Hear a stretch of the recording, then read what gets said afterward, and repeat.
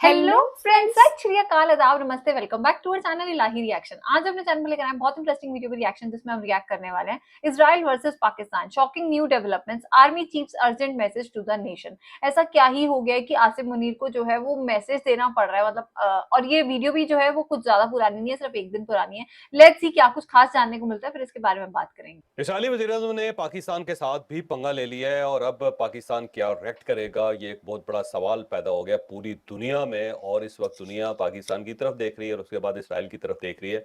Netanyahu ने पाकिस्तान के साथ ऐसा क्या किया, ये हम आपको पूरी तफसील के साथ आज के व्लॉग में बताएंगे। और इंडिया ने एक और पानी का रेला पाकिस्तान की तरफ भेज दिया है और उससे क्या क्या तबाही आ सकती है इस वक्त, वो भी पूरी तफसील के साथ आपको इस व्लॉग में बताया जाएगा।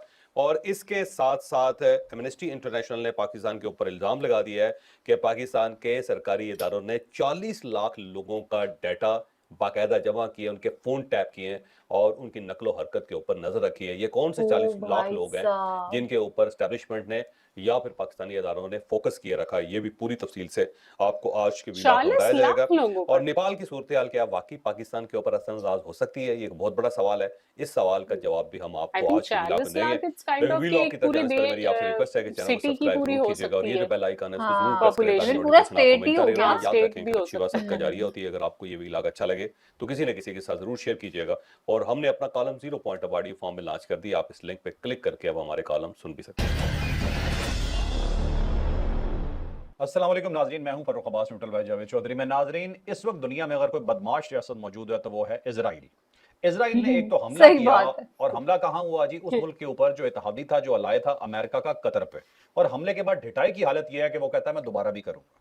ये पूरी डिटेल से स्टोरी आज आपको बताने जा रहे हैं कि वो किस किस मुल्क को धमकी दे रहा है, क्या क्या दे रहा है। और तो और उन्होंने पाकिस्तान का भी नाम अब शामिल कर लिया है शायद अपनी लिस्ट के अंदर, लेकिन पाकिस्तान उनके साथ क्या करेगा, ये एक बड़ी डिटेल स्टोरी है, ये आपको बताएंगे आज जावेद चौधरी साहब। अब नेतन्याहू ने सबसे पहले पाकिस्तान का नाम लिया, पहली मरतबा पाकिस्तान का नाम लिया। इससे पहले सिर्फ वो भुनभुनाते रहे हैं और आगे पीछे दाएं बाएं गुफ्तगू करते रहे, लेकिन कभी भी पाकिस्तान को बतौर मिसाल उन्होंने पेश नहीं किया। तो कल इसराइल की तरफ से बयान आया है कि अगर आपको याद हो तो 9/11 हुआ था और 9/11 के बाद अमेरिका ने अपनी पार्लियामेंट से ये कानून पास करवाया था कि कोई मुल्क भी दहशतगर्दों को पनाह नहीं देगा और अगर कोई मुल्क दहशतगर्दों को पनाह देगा तो हम उसे अपना दुश्मन समझेंगे।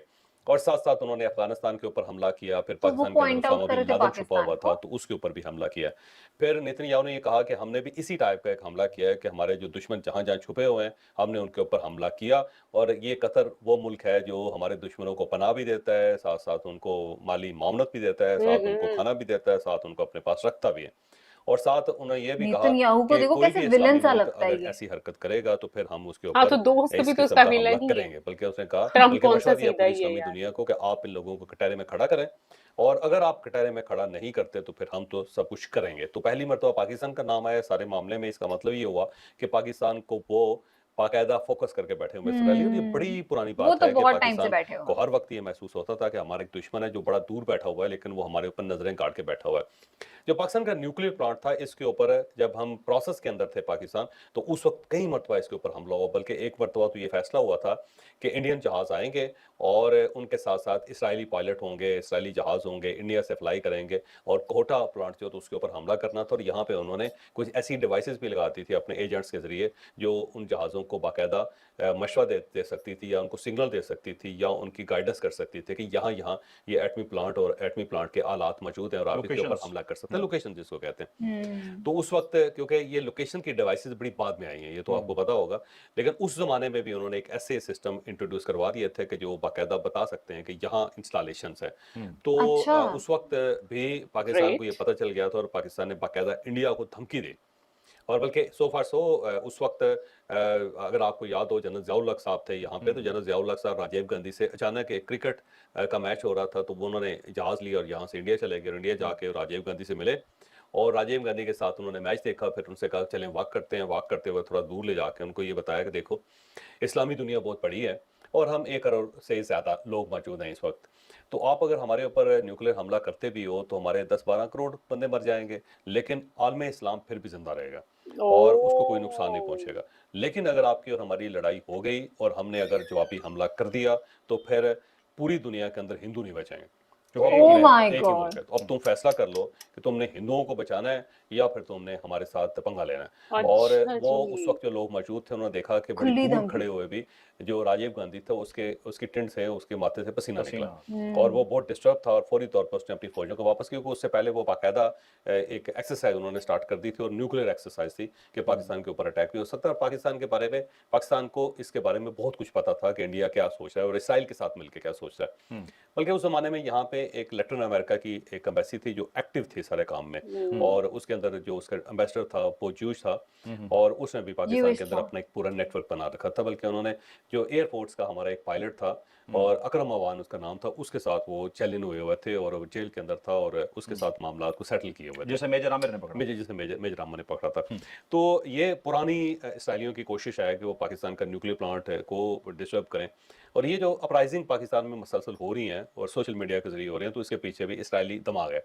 वो ये चाहते हैं कि पाकिस्तान के अंदर ओके। अबतरी परेशानी और फसाद फैलता रहे। तो बहरहाल अब नेतन्याहू ने दो काम किए हैं, एक तो पाकिस्तान को सर्कल किया और पाकिस्तान को बतौर मिसाल पेश किया कि अमेरिका देखें उसने पाकिस्तान के अंदर घुस के ओसामा बिन लादेन को कत्ल किया था या उसके खिलाफ ऑपरेशन किया था, तो हम भी कर सकते हैं। और दूसरा उसने कहा जी कि अगर आप लोग हमारी बात नहीं मानेंगे तो फिर हम इसको न्यू नॉर्मल बनाएंगे, हम फिर आपके ऊपर अटैक करते रहेंगे।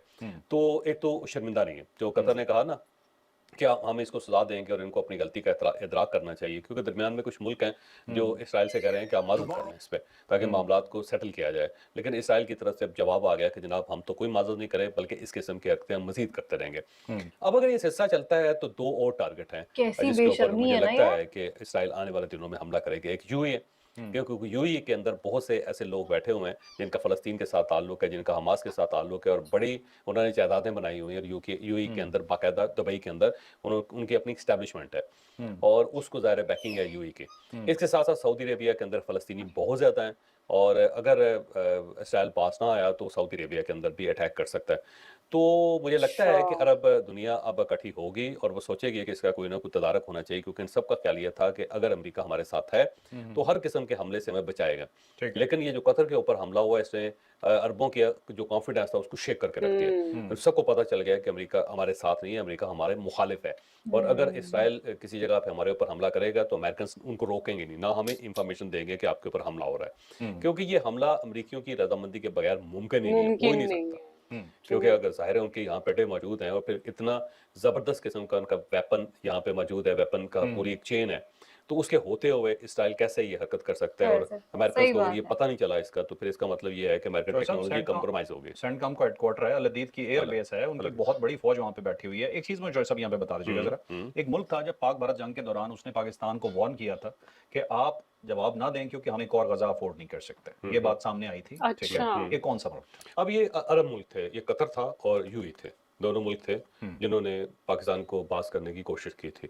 और ठीक उस है। वक्त उन्होंने कहा कि मामला को सेटल करें। और उस वक्त जो पाकिस्तान बड़ा हैरान हुआ कि जो हमारे बरदर इस्लामी मुल्क हैं उनको हमारे साथ ये सलूक नहीं करना चाहिए, तो उन्हें खुल के हाँ। हमारे साथ खड़ा होना चाहिए जब था। आर्मी बल्कि चीफ का जवाब ये था कि हम आपके पास नहीं आएंगे, हम आपके पास वो नहीं यही आएंगे। मुल्क थे। ये मुल्क थे। अब ये अपने आप को बचा लेंगे नहीं, गजा बनने मुझे से? नहीं लगता। और दूसरा उसके अंदर एक बड़ी दिलचस्प बात यह है कि जो इसराइल का इक्विपमेंट इंडिया आया था वो कतर के जरिए आया था।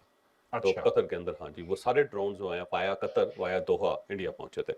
और इस पे पाकिस्तान ने प्रोटेस्ट भी किया था कतर के साथ। और ये ओपन नहीं हुआ लेकिन पाकिस्तान ने प्रोटेस्ट किया था कि आपका मुल्क आपकी ज़मीन हमारे खिलाफ इस्तेमाल हुई। ये ड्रोन सारे के सारे वहाँ से रीरूट किए गए हैं और वहाँ से इनके जो इंजीनियर्स हैं जो इनको चलाने वाले जो इनके पायलट्स हैं 150 पायलट्स भी कतर के जरिए इंडिया पहुंचा था। और इसके बावजूद पाकिस्तान सलामती कौंसिल का इजलास बुलवा रहा है और इजलास खुल बुला के रहे हैं, हिमायत कर रहा है कतर की। कतर सही की खुल बात के हमायत कर रहे हैं। और इस दौरान ईरान ने भी बहुत समझाया इन सब मुल्कों को कि आप हमारी सपोर्ट करें, क्योंकि अगर हम बचेंगे तो आप बचेंगे और अगर हमारा तो हवा के घोड़े पे बैठे होते हैं। सबका ख्याल था कि अमेरिका हमारे साथ है और इसराइल हमारे साथ किसी किस्म की ज्यादती नहीं करेगा, लेकिन अब ये खुल के सामने आ गया। और ये मामला सिर्फ यहाँ तक नहीं रोक रहा है, जिस तरह यमन के ऊपर दोबारा उसने अटैक शुरू कर दिए हैं और बड़ी तबाही फैला रहा है। तो मुझे लगता है कि ये यहाँ तक मामला नहीं चलेगा। नेतन्याहू क्योंकि खुद अनपॉपुलर हो गया बहुत ज़्यादा इसराइल के अंदर, तो वो अपनी पॉपुलैरिटी गेन करने के लिए मोदी स्टाइल पे चला गया। जो मोदी ने महसूस ये किया कि मैं थोड़ा सा वीक हो गया तो उसने पाकिस्तान के ऊपर हमला कर दिया। तो अब वो न्यू नॉर्मल की तरफ बढ़ रहा है और ये न्यू एनेक्सिस नॉर्मल। है जिसके अंदर अमेरिका इनके साथ शामिल है। और ऐसा नहीं हो सकता कि डोनाल्ड ट्रंप शामिल ना हो कि और उसके बगैर ये सारा कोई काम हो जाए, वो तो तो बात ये मुझे नहीं सही है। लगता। अब आने और वाले साहब दिनों में इसमें देखते हैं कि क्या सूरत-हाल निकलती है वैसे एक सूरत-हाल खतरनाक और अरब खासे परेशान है इस बात पे। तो साहब अगर अरब उठ के चाइना और रशिया की तरफ चले गए अमेरिका की इन हरकतों की वजह से, ये इजराइल की इन हरकतों की वजह से, तो क्या होगा? अभी नहीं जाएंगे। उसकी बुनियादी वजह ये है कि जो अरबों की इन्वेस्टमेंट है वो सारी वेस्ट के अंदर है। शांजलीज़े की जो मैक्सिमम बिल्डिंग्स हैं, 90% बिल्डिंग्स हैं, वो हम्म, अरबों की मलकियत है। इसके साथ साथ आप इंग्लैंड में चले जाएं तो इंग्लैंड में जो हाई प्राइस प्रॉपर्टीज़ हैं वो सारी की सारी अरबों की हैं। हम्म, अमेरिका के अंदर इनकी बहुत ज़्यादा इन्वेस्टमेंट है, तो ये इन्वेस्टमेंट इनको रोक रही है कि हमने चाइना की तरफ नहीं जाना, क्योंकि अगर ये चाइना हम्म, की तरफ चले गए तो इनकी सारी प्रॉपर्टी इनके जो अकाउंट्स हैं वो सीज कर लेंगे हम्म, अमेरिकन ठीक और है। यूरोपियन। तो इनको फाइनेंशियल लॉस बहुत ज़्यादा होगा। फिर दूसरा, हाँ, जितना इक्विपमेंट अरबों के पास है वो सारे का सारा अमेरिकन है, वो चाइनीज़ नहीं है, और उसको रिप्लेस करना इतनी हम्म, जल्दी मुमकिन नहीं होगा। हम्म, तो सरेदस्त नहीं जाएंगे। दूसरा, उनको पता है कि अगर अमेरिका हमारे साथ है तो हमारी बातचीत चल रही है, जिस दिन हम साइड पे होंगे तो फौरी तौर पे एक अरब स्प्रिंग जो है इन मुल्कों के अंदर भी आ जाएगी। ठीक है। वहाँ पे भी आम आदमी बोलना शुरू कर देगा और उसके बाद वही सलूक होगा जो कर्नल कज़ाफ़ी के साथ हुआ था। ठीक है। तो ये अपने आप को बचाने के लिए अमेरिका के साथ लटके रहेंगे, हम्म, लेकिन इस किस्म की बेइज्जती फिर इन्हें बार बार बर्दाश्त करनी पड़ेगी। हम्म, तो पाकिस्तान जो इनको बता रहा था, समझा रहा था, मेरा ख्याल है अब शायद इनके अकल में वो बात आए, लेकिन हम्म, लेट बहुत हो चुके हैं। हम्म, तो इस वक्त आप देखो 3 मुल्क हैं जिन्होंने ना सिर्फ अपने आप को बचाया हुआ बल्कि मुस्लिम उम्मा जो है उन सब की उम्मीदें, सबकी नज़रें उन 3 मुल्कों की तरफ हैं। एक हम्म, टर्की है, हम्म, और टर्की जो है उसने अपने आप को साबित किया है कि वो दफ़ाई लिहाज से बड़ा मजबूत मुल्क है। हम्म, इक्विपमेंट भी डेवलप ओह! किया, जहाज़ भी डेवलप किए और उसकी फ़ौज भी बड़ी तगड़ी है। हम्म, और दूसरा ईरान है, और हम्म, ईरान ने जंग लड़ के दिखाई, और हम्म, बराबर लड़ के दिखाई जिस तरह एक मर्दानगी के साथ लड़ा जा सकता है। और पिछले 40 साल से वो पाबंदियां भी बर्दाश्त कर रहा है और हम्म, बड़े मर्दाना वार बर्दाश्त कर रहा है। और पाकिस्तान हम्म, पाकिस्तान के ऊपर जो जंग इम्पोज की गई थी वो ये जानने के लिए इम्पोज की गई थी कि पाकिस्तान के अंदर स्ट्रेंथ है या नहीं। उससे हम्म, पहले माशी तौर पर पाकिस्तान को कमज़ोर किया गया था, सोशल मीडिया के जरिए हम्म, इसको इखलाकी तौर पर भी बहुत ज़्यादा कमज़ोर किया गया, लेकिन पाकिस्तान ने कमाल कर दिया। तो 3 मुल्क हैं हम्म, जिसकी पूरी मुस्लिम वर्ल्ड जो है बाकायदा जिनकी तरफ देख रही है, और ये तीनों मुल्कों का सलामत रहना बहुत ज़रूरी है, इनकी अफवाज का सलामत रहना बहुत ज़रूरी है, क्योंकि बहुत अगर खुदा ज़रूरी। न खास्ता ये कमज़ोर हो गई तो उसके बाद जो पाकिस्तान के साथ होगा, जो टर्की के साथ होगा, जो ईरान के साथ होगा, और फिर उससे पहले जो अरबों के साथ होगा, दुनिया देखेगी वो। आज की वीडियो के अंदर जैसे वो बात करते हैं, मतलब नेतन्याहू ने तो सोच लिया है कि कुछ भी हो जाए मैं तो सब कुछ खराब करके ही रहूंगा। मतलब क्या बेशर्मी है यार, मतलब वो ऑन कैमरा कह रहे हैं कि मैं रुकने वाला नहीं हूँ, मेरे जो हमले हैं वो तो चलते ही रहेंगे। और जैसे इन्होंने बोला कि जितनी भी अरब कंट्रीज है, क्या उनको अंदाजा नहीं है कि गाजा में क्या हुआ था। तो मतलब मैं ये नहीं चाहती कि मतलब कोई जो कंट्री है वो इंडिया के खिलाफ हो जाए, बट एटलीस्ट ये जो मुस्लिम कंट्रीज है एटलीस्ट वो एक साथ हो सकती हैं, क्योंकि आज का जो जमाना चल रहा है यार, हिंदू मुस्लिम मतलब यही चीजें चल रही हैं। तो एटलीस्ट जो मुस्लिम कंट्रीज है वो एक साथ खड़ी होकर अपनी पावर दिखा सकती हैं,